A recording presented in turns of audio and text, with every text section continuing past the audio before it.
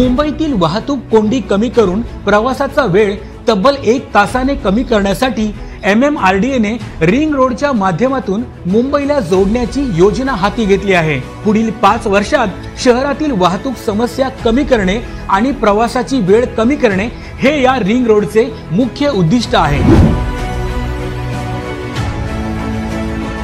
MMRDA ने या ring रोडसाठी 58,000 कोटी रुपये मंजूर केले आहेत। या योजनेतून 90 किलोमीटरपेक्षा जास्त लांबीचे रस्ते, पूल आणि बोगदे तयार केले जाणार आहेत।